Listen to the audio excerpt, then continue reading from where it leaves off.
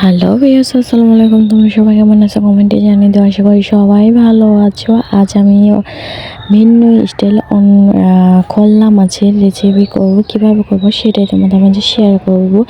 তো তার জন্য ভিডিওটা অবশ্যই পুরো দেখতে হবে। কিভাবে আমি খোল্লা মাছ রান্না করি আলু টমেটো দিয়ে।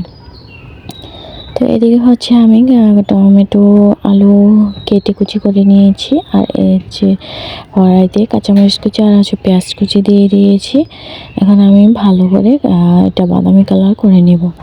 তো এদিকে জালটা নিভে গেছিলো, ধরিয়ে দিলাম। আর মাটি চালে রান্না করতে গেলে এরকম বারবারই জালটা নিভে যায়। তো এদিকে টমেটোগুলো আমি দিয়ে দিলাম, যেহেতু টমেটোগুলো একটু শক্ত টাইপের, তো ওই জন্য টমেটোটা দিয়ে দিয়েছি, যাতে এটার সাথে সুন্দরভাবে নরম হয়ে আসে আর শক্ত না থাকে।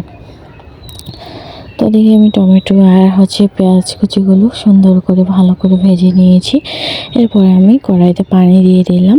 পানিটা দিয়ে আমি ভালো করে মশলা দিয়ে সব আইটেমের মশলা দিয়ে কষিয়ে নেব। তো জালটা নিবু নিবু করে জ্বলছে, এরপরে বাড়িয়ে দিলাম আর একটু। এরপরে পরিমাণ মতো লবণ দিয়ে দিলাম, যাতে টমেটোটা ভালো করে সেদ্ধ হওয়া যায়। তারপরে দিয়ে দিয়েছি হলুদ গুঁড়ো আর হচ্ছে দিয়ে দিলাম মরিচ গুঁড়ো। তো সব কিছু দিয়ে আমি মশলাটাকে সুন্দরভাবে কষাবো। আর এদিকে দিয়ে দিলাম আদা রসুন পেস্ট।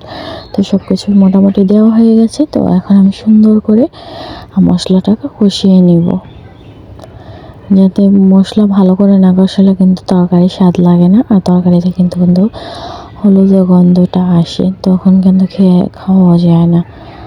তো এদিকে আমি তো আর একটু তেল লাগতো, তো আমি একটু তেল দিয়ে দিলাম।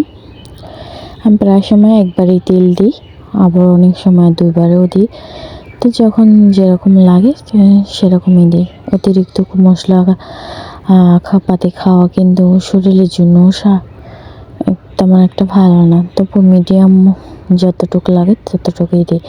তো এদিকে এই যে মশলার থেকে তেল ছেড়ে পুটপুট করছে। এখন আমি এইটার ভেতরে যা লাগে আর কি সব কিছু দিয়ে আমি সুন্দর করে করবো। দেখতেছিলাম যে মশলা কষানো হয়েছে কিনা। হ্যাঁ, নাড়াচাড়া দিয়ে দেখে দিয়ে মশলার গা থেকে তেলও ছিঁড়ে দিয়েছে, আর কালারটা ভীষণ সুন্দর হয়েছে। টমেটো দিলে কিন্তু তরকারি কালার এমনিতেই সুন্দর হয় আর টেস্টও হয়। তো এই তো আমি হচ্ছে দিয়ে দেবো যে আলু কুচি করে রেখে দিয়েছিলাম, সেগুলো দিয়ে দেবো।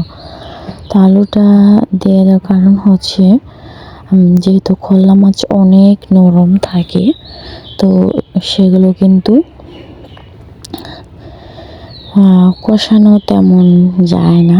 যেহেতু খোল্লা মাছটা নরম, তো কষাতে গেলে কিন্তু ভেঙে যায়। তো আলুটা এই জন্য আগে কষিয়ে নিচ্ছি, তারপরে হচ্ছে আমি মাছগুলো দেবো।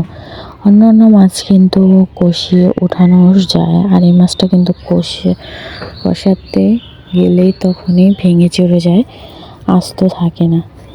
তো এইগুলো আমি আলুগুলো দিয়ে সুন্দর করে নাড়াচাড়া করে আমি হচ্ছে ঢাকনা দিয়ে ঢেকে দিলাম। আর এদিকে কি সুন্দর দেখতে পাচ্ছ, আলুগুলোর কালার হয়ে গেছে, আর এটা প্রায় সেদ্ধ হয়ে গেছে, আর বাকিটা সেদ্ধ হবে ঝোলে দিলে। তো আলুগুলোর ভেতরে হচ্ছে আমি মাছগুলো সুন্দর করে দিয়ে আর একটুখানি করে কষিয়ে নেব। তো এই যে মাছগুলো দিয়ে দিলাম। খোল্লা মাছগুলো দেখতেই পাচ্ছ, ধোয়ার কারণে অনেক নরম হয়ে গেছে। আমি কিন্তু লবণ মাখিয়ে রেখেছিলাম, এরপর দেওয়াটা আর একটু ধোয়া দিয়ে পানি দিয়ে দিলাম। আর এটা লবণ মাখিয়ে রেখে দিয়েছিলাম ফ্রিজে। তো এটা মাছ রান্নার আগে কিন্তু লবণ মাখিয়ে রাখলে সে মাছটা কিন্তু টেস্ট হয় রান্না করলে অনেক। প্রায় সময় এভাবে রান্না করি। আর অনেক সময় দেখা যায় সময়ের কারণে মাছগুলো ফ্রিজ থেকে বের করে ধুয়ে কেটে ধুয়ে ফ্রেশ করে সাথে সাথে রান্না করে ফেলে। ওটা কিন্তু মাছের গায়ে লবণ বেঁধে না, আর খেতেও কিন্তু তেমন ভালো লাগে না। কিন্তু মাছ রান্নার আগে আমি এটা খেয়াল করে দেখেছি যে মাছটা একটু আগে 1 ঘন্টা আগে ধুয়ে লবণ মাখিয়ে রাখলে সেই মাছের টেস্ট খুব সুন্দর হয়, যা লবণটা ভিজে মাছটার গায়ে, এই জন্য।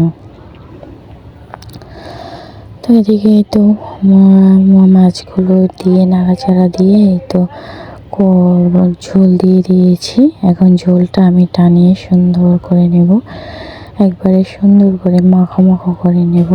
তো ঝাল লবণ সব কিছুই কিন্তু সুন্দরভাবে হয়েছে, আর কিছু দেওয়া লাগবে না। তো আমি একটু ঢাকনা দিয়ে ঢেকে দিয়েছিলাম আলুটা সেদ্ধ হওয়ার জন্য।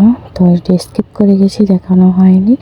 তো আমি আস্তে আস্তে করে একটু নাড়াচাড়া করে দিচ্ছি। দেখতেই পাচ্ছ যে এগুলো কিন্তু ভেঙে যাচ্ছে, নাড়াচাড়া করতে পারছি না তেমন ভালো করে।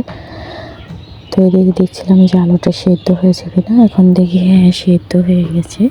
তো তরকারি ফাইনাল লুক, আমি তরকারিটা নামিয়ে নিচ্ছি। ঝোলটা মাখা মাখা হয়ে গেছে। ফ্রেশ ভিডিওটা ভালো লাগলে অবশ্যই চ্যানেলটিকে সাবস্ক্রাইব করে বেল আইকন বাজিয়ে দে এবং পাশে থেকো।